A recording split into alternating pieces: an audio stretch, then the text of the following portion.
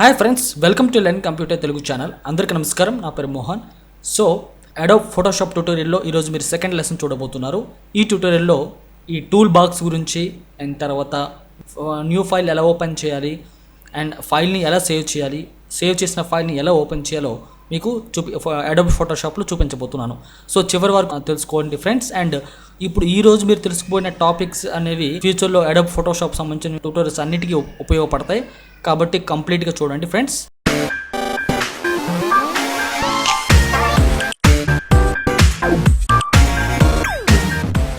So friends, విషయానికి వస్తే మనం ఇంతకు ముందు క్లాస్లో చెప్పుకున్నాం ఏంటంటే ఫోటోషాప్ బేసిక్ విండో ఏవేవి ఉంటాయనేది ఇక్కడ మనం తెలుసుకున్నాం. ఓకే, పైన టైటిల్ బార్ అండ్ తర్వాత menu bar, options bar and tool box, status bar, right సైడ్లో లేయర్ విండో అని చెప్పేసి ఇలా డిఫరెంట్ ప్లేసెస్ గురించి మీరు తెలుసుకున్నారు కదా. ఇప్పుడు మధ్యలోకి వచ్చేటప్పటికి ఇది వర్క్ ఏరియా. ఓకే, ఇక్కడ వర్క్ చేయడానికి ఒక ప్లేస్ మనకు కావాలి, ఒక ఫైల్ కావాలి. దానికోసం మనం ఏం చేయాల్సి ఉంటుందంటే ఫైల్ మెనూకి వెళ్ళి న్యూ అనే దాన్ని సెలెక్ట్ చేసుకోవాలి. అది ఎలా ఓపెన్ చేయాలో చూద్దాం. కానీ ప్రస్తుతానికి ముందు మనం ఈ టూల్ బాక్స్ గురించి తెలుసుకుందాం. ఓకే, చూడండి, ముఖ్యంగా మనం టూల్ బాక్స్ ఉపయోగించే మొత్తం అడోబ్ ఫోటోషాప్ అంతా వర్క్ అంతా కూడా చేస్తూ ఉంటాం అన్నమాట. మ్యాక్సిమం 90% వర్క్ అంతా కూడా ఈ టూల్ బాక్స్ మీద డిపెండ్ అయి ఉంటుంది అడోబ్ ఫోటోషాప్ ప్రోగ్రాంలో. అయితే ఈ టూల్స్లో డిఫరెంట్ టైప్ ఆఫ్ టూల్స్ ఉంటాయి. ఒక్కొక్క టూల్ ఒక్కొక్క విధంగా మనకి ఉపయోగపడుతూ ఉంటాయి అన్నమాట. సో ముఖ్యంగా ఇందులో ఉండే టూల్స్ అన్నిటిని కూడా మనం డివైడ్ చేసినట్లయితే 4 మెయిన్ పార్ట్స్గా మనం డివైడ్ చేయొచ్చు. అదేంటంటే ఫస్ట్ వన్ సెలెక్షన్స్ టూల్స్. ఈ సెలెక్షన్ టూల్స్ ఏంటంటే ఇక్కడ చూడండి, ఇక్కడ ఒక బార్డర్ ఉంది కదా, ఈ బార్డర్ వరకు ఉండే పైన ఈ 6 టూల్స్ అన్ని కూడా సెలెక్షన్స్ టూల్స్ అని చెప్పొచ్చు మనం. తర్వాత పెయింటింగ్ ఆర్ ఎడిటింగ్ టూల్స్ అంటాం ఈ ఏరియాని. ఓకే, ఏమంటాం? Painting editing tools. And next ఈ ఏరియాని ఏమంటామంటే టెక్స్ట్ అండ్ అదర్ టూల్స్. ఇక్కడ మనకి అందుబాటులో ఉన్నాయన్నమాట. అండ్ కొన్ని ఎక్స్ట్రా టూల్స్ మనకి ఇక్కడ అందుబాటులో ఉన్నాయి. And I dropper tool, hand tool అని చెప్పేసి ఇలా మన డిస్ప్లే అవుతున్నాయి. సో ఈ విధంగా మనం చూసుకున్నట్లయితే మొత్తం టూల్ బాక్స్ అంతా కూడా 4 మెయిన్ సెక్షన్స్గా డివైడ్ చేయొచ్చు. ఫస్ట్ వన్ అవుతుంది selections tool, and second painting tools or editing tools, third one అవుతుంది text and other tools, and అలాగే eye dropper, hand move tool, zoom tools అనేవి ఈ కింద మనకి అందుబాటులో ఉన్నాయి. సో ఈ విధంగా మనం టూల్ బాక్స్ని డివైడ్ చేయొచ్చు. అండ్ కిందకు వచ్చేటప్పటికి దీన్ని foreground colour and background colour అంటుంటాం. ముందున్నది ఫోర్గ్రౌండ్ కలర్ అండ్ బ్యాక్ ఉన్నది బ్యాక్గ్రౌండ్ కలర్ అని చెప్పేసి ఇక్కడ ఉన్నాయి. ఇక్కడ మనం కలర్స్ కూడా చేంజ్ చేసుకోవచ్చు, వీటి అవసరం వచ్చేటప్పుడు మనం చూద్దాం. సో టూల్ బాక్స్ మీకు ఎన్ని సెక్షన్స్గా డివైడ్ చేసామో తెలిసింది కదా. ఇప్పుడు ఒక న్యూ ఫైల్ ఎలా ఓపెన్ చేయాలో ఇప్పుడు తెలుసుకుందాం. ఆల్రెడీ ఇంతకు ముందు ఫస్ట్ పార్ట్లో నేను చెప్పాను, కాకపోతే మరొకసారి మనం దీని గురించి క్లారిటీ తెలుసుకుందాం. న్యూ ఫైల్ ఓపెన్ చేసే ముందు మీరు క్రియేట్ చేయాలనుకుంటున్న ఇమేజ్ సైజ్ ఎంత ఉండాలో ముందు మీరు డిసైడ్ చేయాలి. సో ఆ సైజ్ని బట్టి డిపెండ్ అయి ఉంటుంది మీ యొక్క మెజర్మెంట్. నేను 8x12 ఒక ఇమేజ్ని నేను క్రియేట్ చేయాలనుకుంటున్నాను. కాబట్టి ఇక్కడ ఫైల్ మెనూకి వెళ్ళి న్యూ పని క్లిక్ చేయాలి, లేదా Ctrl+N అనే షార్ట్ కట్ కీ ప్రెస్ చేసినా కూడా మనకి ఈ విధంగా డైలాగ్ బాక్స్ వస్తుంది. దీనికి ముందు నేమ్ ఏదైనా ఇవ్వాలనుకుంటే ఇవ్వచ్చు. అండ్ తర్వాత ఇక్కడ చూడండి ప్రీసెట్స్ సైజ్లో ఇక్కడ 8x12 ఉంటే ఓకే, లేకపోతే మనం ఏం చేయాల్సి ఉంటుంది, ఇక్కడ కస్టమ్ దానిలో మనం సెలెక్ట్ చేసుకుని ఇక్కడ మనం మెజర్మెంట్ ఇవ్వాల్సి ఉంటుంది అనమాట. విడ్త్ వచ్చేటప్పటికి 12 అండ్ హైట్ వచ్చేటప్పటికి 8 పెట్టాను. ఓకే, 12x8 ఫస్ట్ విడ్త్, తర్వాత హైట్ అంటే అడ్డంగా వస్తుంది అనమాట. అదే మనం ఇక్కడ 8 పెట్టేసి ఇక్కడ 12 పెట్టామనుకోండి, సో అప్పుడు ఏమవుతుందంటే ఇప్పుడు ఆ ఇమేజ్ అనేది నిడువుగా వస్తుంది. ఒకసారి మీరు చూడండి, ఓకే చేసిన తర్వాత తెలుస్తుంది. అండ్ ఇక్కడ రెండు కూడా ఇంచెస్లో పెట్టుకున్నాను. ఓకే, సో ఒకవేళ మీరు పిక్సెల్స్లో పెట్టాలనుకుంటే పిక్సెల్స్లో 2400 పిక్సెల్స్ వస్తుంది. అది ఇంచెస్లో మార్చితే 8 విడ్త్ ఇంచెస్లోకి వస్తుంది అనమాట. Resolution 300, okay, no problem. And RGB కలర్లో పెట్టేసాం అండ్ వైట్ బ్యాక్గ్రౌండ్లో పెట్టి ఓకే బటన్ పైన క్లిక్ చేసా. సో ఇది 8x12. అండ్ ఇప్పుడు నాకు ఈ 8x12 నిడువుగా కాకుండా ల్యాండ్స్కేప్ మోడ్లో నాకు కావాలి. సో అలాంటప్పుడు మళ్ళీ మీరు ఏం చేస్తారు, Ctrl+N ప్రెస్ చేస్తే మళ్ళీ కొత్త విండో ఓపెన్ అవుతుంది. అందులో దానికి ఒక నేమ్ అప్లై చేసుకోవచ్చు, టైప్ చేసుకోవచ్చు. తర్వాత కస్టమ్లో ఉన్నామండి, ఇక్కడ విడ్త్ అనే దగ్గర 12 చేయండి, హైట్ అన్న చోట 8 చేయండి. సో నేను ఈ బాక్స్ నుండి ఈ బాక్స్కి ఎలా వస్తుందంటే కీబోర్డ్ ద్వారా ట్యాబ్ ప్రెస్ చేస్తే ఒక బాక్స్ నుండి ఇంకో బాక్స్కి మూవ్ అవ్వచ్చు. అర్థమైంది కదా ఫ్రెండ్స్. సో ఇప్పుడు మనం 12x8 ఇచ్చి 300 రెజల్యూషన్తో ఓకే బటన్ పైన క్లిక్ చేస్తే ఇక్కడ మీరు చూడొచ్చు సేమ్ ఇది వర్టికల్గా ఉంది అండ్ ఇది ల్యాండ్స్కేప్లో ఉంది. దీన్ని పోర్ట్రైట్ అంటాం, దీన్ని ల్యాండ్స్కేప్ అంటాం అనమాట. సో ప్రస్తుతానికి నాకు ల్యాండ్స్కేప్లో ఉన్నది కావాలి కాబట్టి నేను దీన్ని క్లోజ్ చేసేస్తున్నాను. మీకు అర్థమైంది కదా ల్యాండ్స్కేప్లో ఇమేజ్ అండ్ పోర్ట్రైట్లో ఇమేజ్ ఎలా మీకు తీసుకురావాలో. అండ్ ఇప్పుడు మనం ఈ బ్లాంక్ డాక్యుమెంట్లో బ్లాంక్ ఫైల్లో మనం ఏదైనా ఒక ఇమేజ్ని ఎలా తీసుకురావాలి అనేది ఇప్పుడు మీకు చూపించబోతున్నాను. అయితే ఇమేజెస్ మీన్స్ పిక్చర్స్. మీ కంప్యూటర్లో ఉండే పిక్చర్స్ని మీరు తీసుకురావచ్చు. ఫర్ ఎగ్జాంపుల్ మీ కంప్యూటర్లో మీరు ఎక్కడైతే పిక్చర్స్ని ఏవైతే సేవ్ చేశారో అవి తీసుకురావచ్చు. మీ కంప్యూటర్లో పిక్చర్స్ లేవు అనుకున్నట్లయితే అడోబ్ ఫోటోషాప్ నుండి మనం బై డిఫాల్ట్ పిక్చర్స్ని తీసుకురావచ్చు. అది ఎలాగో చూడండి. దానికోసం ఫైల్ మెనూకి వెళ్ళండి, ఓపెన్ బటన్ పైన క్లిక్ చేయండి. అందులో మై కంప్యూటర్ పైన క్లిక్ చేయండి, సి డ్రైవ్ ఓపెన్ చేయండి, ప్రోగ్రామ్ ఫైల్స్లోకి వెళ్ళండి, అందులో అడోబోలోకి వెళ్ళండి, ఫోటోషాప్ ఓపెన్ చేయండి, అందులో శాంపిల్స్ పైన క్లిక్ చేయండి. సో ఇక్కడ మీకు చూసుకున్నట్లయితే ఇక్కడ ఇమేజెస్ డిస్ప్లే అవుతున్నాయి. ఈ ఇమేజెస్ మీకు ఫుల్గా ఇక్కడ డిస్ప్లే కావాలి అంటే ఇక్కడ థంబ్నైల్స్ చేంజ్ చేయండి.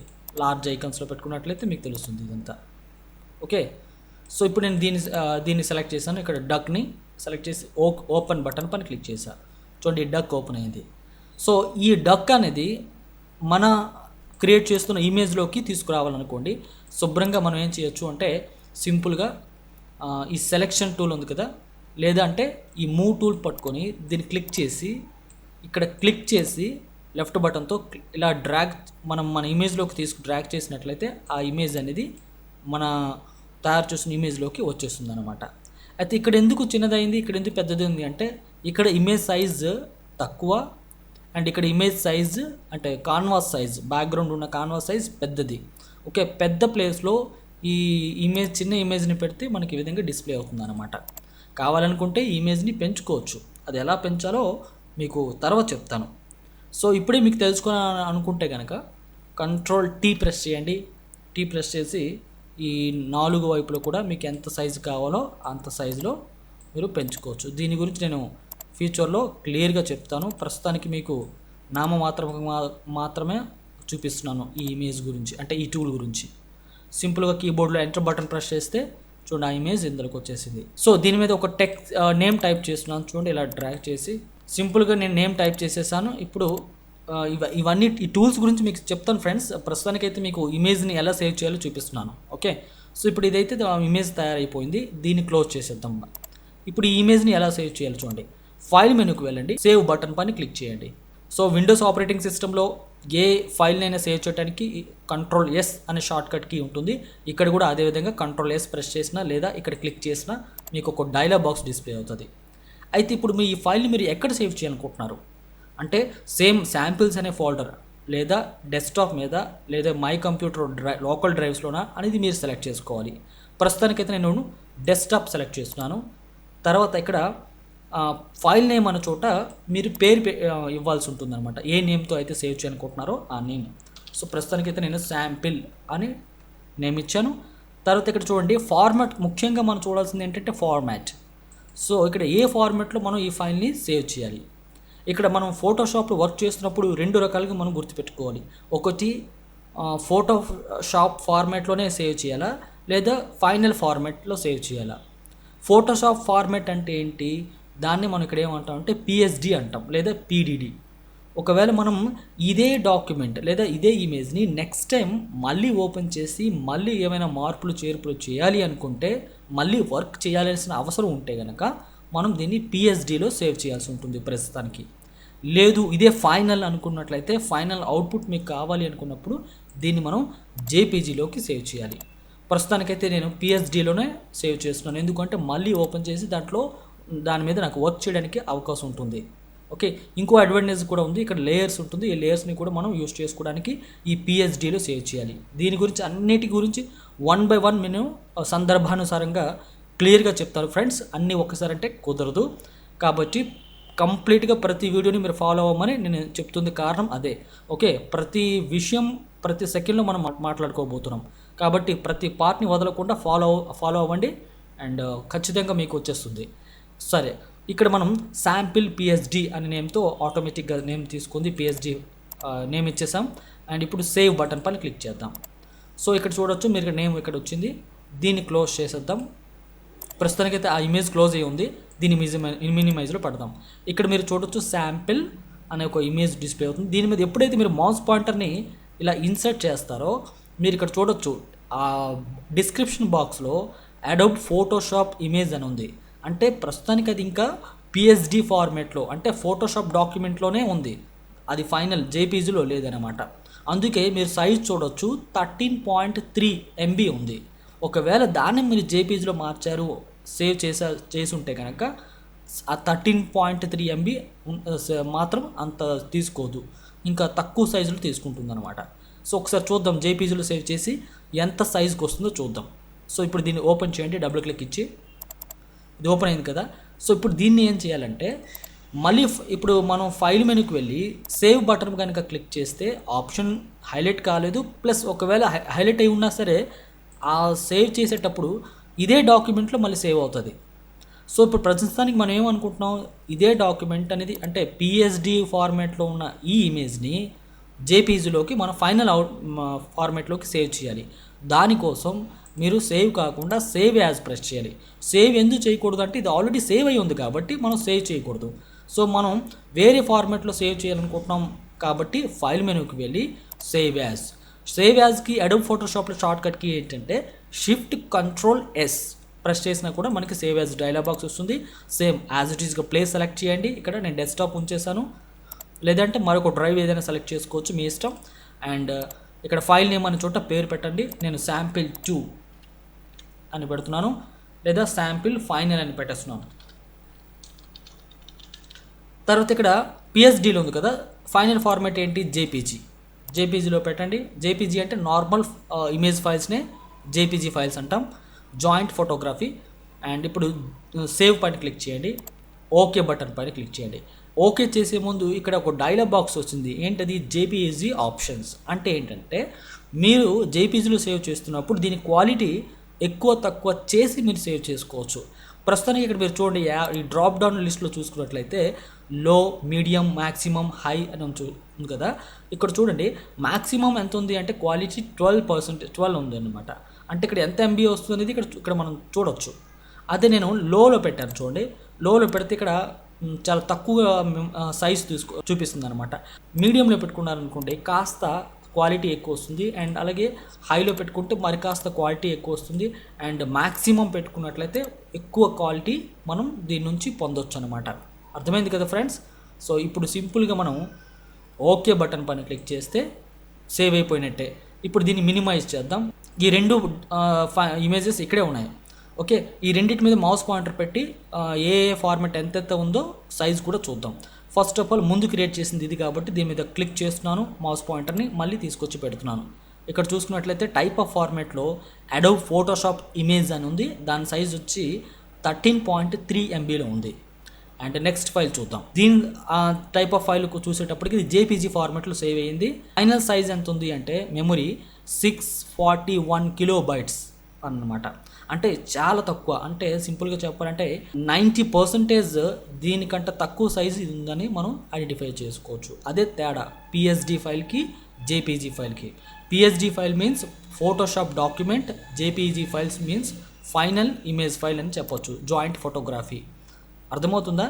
సింపుల్గా చెప్పాలంటే ఫోటోషాప్ డాక్యుమెంట్లో మొత్తం భాగాలన్నీ కూడా విడివిడిగా ఉంటాయి, ముక్కలుగా ఉంటాయి. ఆ ముక్కలుగా జాయింట్ చేసి ఫైనల్ మనం చూసేదే ఈ జాయింట్ ఫోటోగ్రఫీ అంటే జేపీఈజీ ఫోటోగ్రఫీ. కాబట్టి ఈ పిఎస్డిలో ఇమేజ్ సైజ్ ఎక్కువ ఉంటుంది, ఫైనల్ జేపీజీ ఫార్మేట్లోకి వచ్చేటప్పటికి ఇమేజ్ సైజ్ కంప్రెస్ అయిపోయి ఫైనల్ అవుట్పుట్ తక్కువ సైజులోకి వచ్చేస్తుంది అనమాట.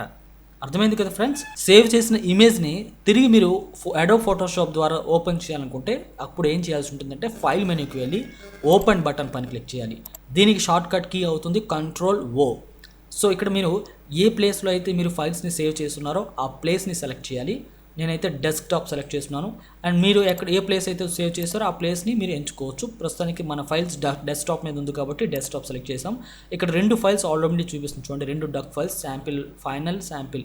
ఇదేమో Adobe Photoshop image format, and ఈ ఐకాన్ చూసి చెప్పవచ్చు ఇది పిఎస్డి ఫార్మాట్లో ఉన్నట్టు, ఇదేమో ఫైనల్ జేపీజీ ఫైల్లో ఉన్నట్టు మనం చెప్పొచ్చు. సో ఈ రెండిట్లో మనం దేన్ని ఓపెన్ చేయాలనుకుంటే దాన్ని సెలెక్ట్ చేసి ఓపెన్ బటన్ పైన క్లిక్ చేయాలి. చూడండి ఓపెన్ అయింది. ఓకే, అండ్ మళ్ళీ ఓపెన్ చేయాలనుకుంటే Ctrl+O, అండ్ మరొక దాన్ని జేపీజీ దాన్ని సెలెక్ట్ చేస్తున్నాను, ఓపెన్ బటన్ పైన క్లిక్ చేశాను. ఓకే ఫ్రెండ్స్, అర్థమైంది కదా. ఈ ట్యూటోరియల్లో మీరు తెలుసుకున్నారు ఏంటంటే ఈ టూల్ బాక్స్ గురించి తెలుసుకున్నారు. ఈ టూల్ బాక్స్లో ఉండే మెయిన్ 4 సెక్షన్స్ టూల్స్ ఏవేవి ఉన్నాయో తెలుసుకున్నారు. అండ్ అలాగే ఫైల్ మెనూలో న్యూ, ఓపెన్, సేవ్ యాజ్ గురించి మీరు క్లియర్గా తెలుసుకున్నారు. అండ్ అలాగే సేవ్ చేసేటప్పుడు పిఎస్డి ఫార్మాట్ అంటే ఏంటి, జేపీజీ ఫార్మాట్ అంటే ఏంటో కూడా తెలుసుకున్నారు. ఐ థింక్ మీకు ఈ వీడియోలో కొంత క్లారిటీ వచ్చింది అనుకుంటున్నాను. సో మీ యొక్క అభిప్రాయాన్ని కింద కామెంట్స్లో టైప్ చేసి పంపండి. అండ్ నచ్చితే లైక్ చేయండి, షేర్ చేయండి. మరొక టాపిక్తో మళ్ళీ మీ ముందుంటాను ఫ్రెండ్స్. అంతవరకు సెలవు తీసుకుంటున్నాను. థ్యాంక్ యూ, నమస్తే.